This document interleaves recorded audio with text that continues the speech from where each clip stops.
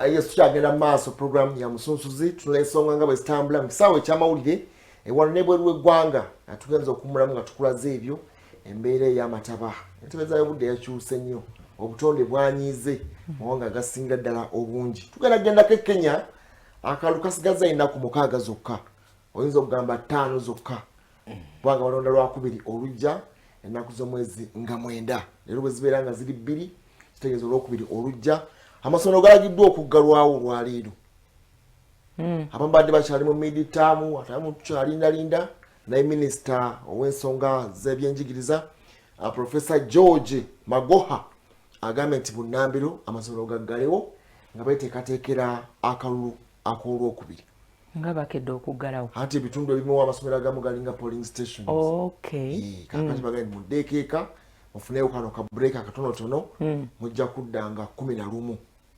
ng'akalulu kawedde mudde mugende maaso maliriza abatema kubanga bamaliza naye kizzenga surprise eri abazadde eri abayizi eri n'abatwala abakulembeze b'amasomero gano nga bagamba nti babaguddeko bugwi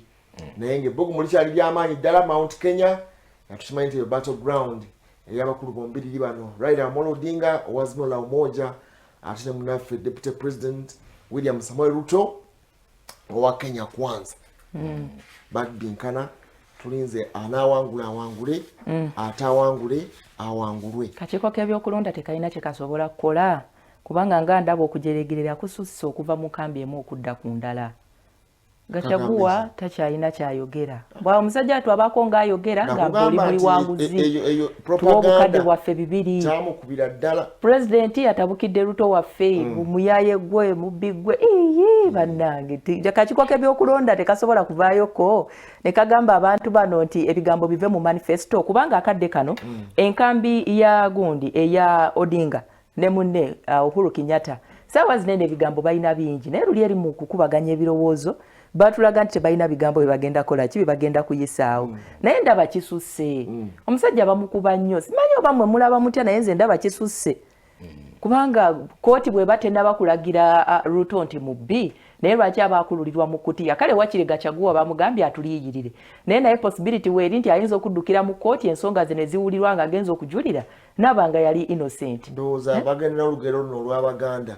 bulira gw'oyita naye mannaye nedda akisusse naye nga ekya Facebook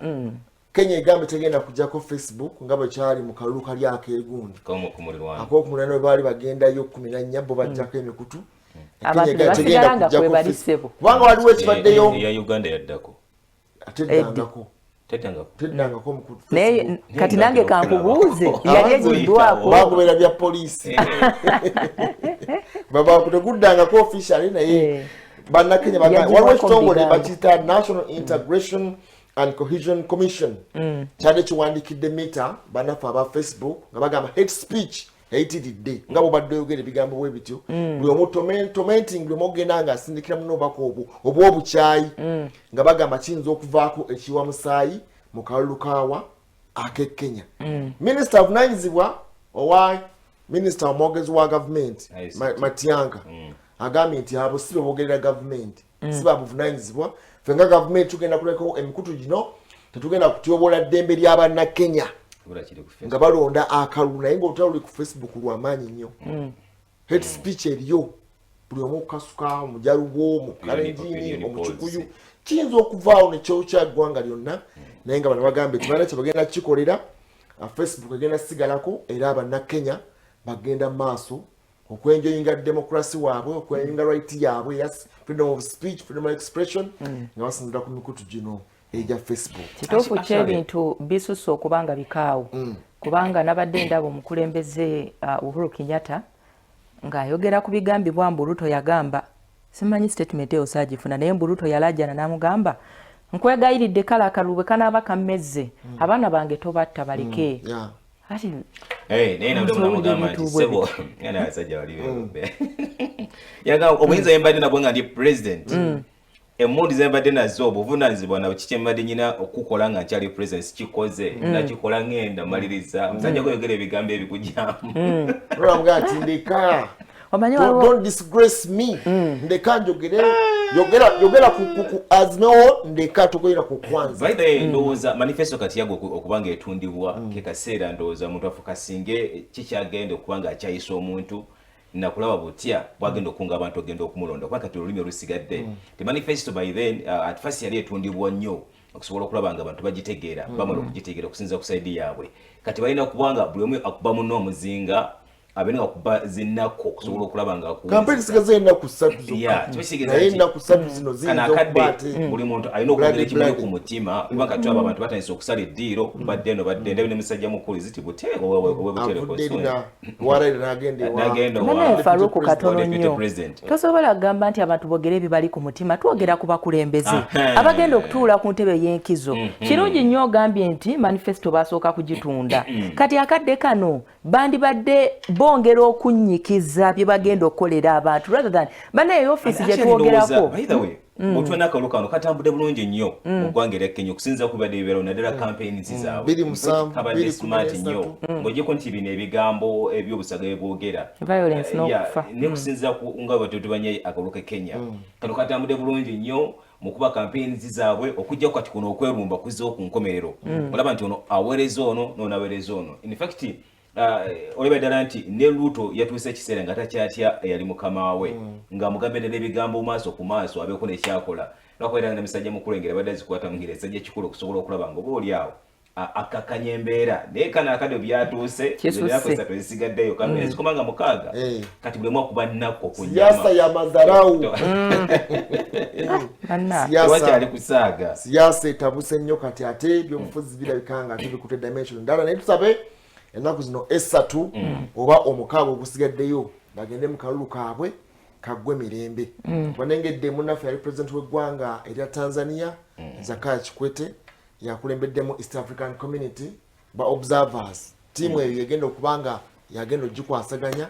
okuba nti balambika munnaffe president Uhuru Kenyatta president w'eggwanga erya Kenya abadde chairman w'omukago gwa East Africa yawaddeyo obuyinza eri president wa Bulundu munnaffe Ndayishimiye namugamba nti nze ngenze mukwate ekintu kyammwe mbalabyeko mundabiranga ddala oba katambi mwakalabako nga ndaba musajja mukulu Kenyatta nga ali mu State House bamusibula mu ngeri eki ngasala keki n'amazina ningamba nti kumuyirwano gyetulo kisinziira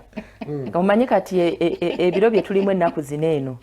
ebintu byakyuka kisoboka ate engeri amawanga agamu gye gatandise okuba nga gayingira mu mikago anti kati amawanga gatandise mpolampola okuyingira mu mikago n'abo abakola ki abaga opposinga kati awo kiyinza okuleetawo obumu naye luli eri babadde nga bajja nabajja ndi mulabe wange tongamba kino nange kankole ebyange tuyinza okulaba embeera bwetyo naye era nga tukyali mu ggwanga erya Kenya waliwo enjega eyaguddeyo abantu 6 balumbye ekyalo ekimu eyo mu bitundu bya Tukana ne bakoleza omuliro ku mayumba 35 mayumba ganeno gakolezeddwako omuliro 7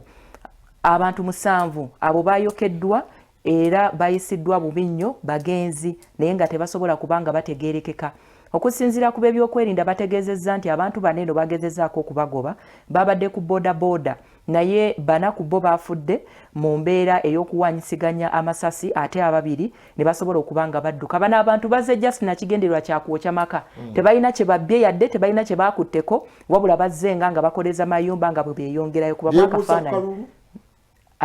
bano bateeberezebwa okubanga just oba oli awo bayinza okubanga bakirumira mwoyo gurupu bw'abantu obuli abadde mu nkambi ya gundi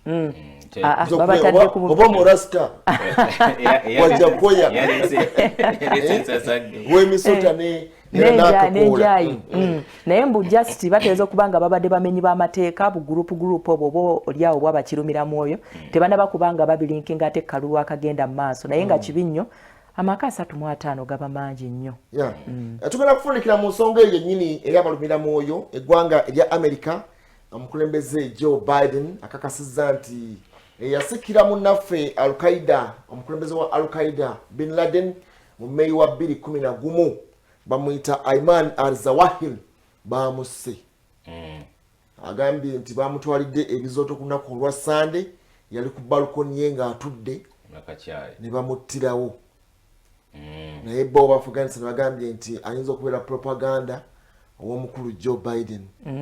naye nga tumujjukira bulungi nti ono yali right hand man w'omugenzi Osama bin Laden. Era tujjukira nti n'obulumbaganya wa September 11 musajja mukulu ono yali master planner waabwe. Twagala kuba ekifaananyi ekyo ndowooza atwongera okulaba musajja mukulu oyo gwe twogerako myaka 74 eyatirimbuddwa ku lunaku olwa Sunday. America ekakasizza naye yo Afghanistan ega nti akyali propaganda. Kitongole kya Central Intelligence Agency CIA ekya America kikakasizza nti omukulu ono bamulumbye mu Afghanistan eyo mu kibuga ekikulu Kabul gye bamusanze ate mbu yekago baseeko abafamily tebabakutteko kubanga abadde anoonyezebwa okuva 2006 eyo bamusaako bakunoonya emyaka 2 egya America gye yali mu Afghanistan baali bamunoonya ne bagamba nti finally bamufunye abadde ku lukalala lw'abantu abo 22 abadde bawonjezebwa abatujju America naye ne bakakasa nti bamuweereza mizairo eyamujje mu bulamu. Musajja oyo yali musawo yali mu ggwanga erya Egypt era yali sajjoni w'amaaso ng'alongoosa maaso oli munywanyi w'omugenzi oyo gwe baatwalaganya 2011 olwo n'amusikira so okuva 2011 n'okutuuka ku Sunday ya wiiki eno Sunday bagenze maaso ne bamuggira myaka 11 ng'agenda maaso kubanga akulembera akabinja ako aka Al-Qaeda mu ggwanga eryo erya Afghanistan. Al-Qaeda badde sense ni fikiri nalabine mu Mali bakozeyo obulumbaganya ne batana abasirikale kitegeeza nti bekintu kyebyo kibadde kigenze mu maaso n'okubanga kikola. In fact ndowooza ne ADF erina akakwate kuba Al-Qaeda anti bakola bu caliphate obwenjawulo ne bafuna abakulembeze ne bakaluba emibiri ne bakaluba emitima naye nga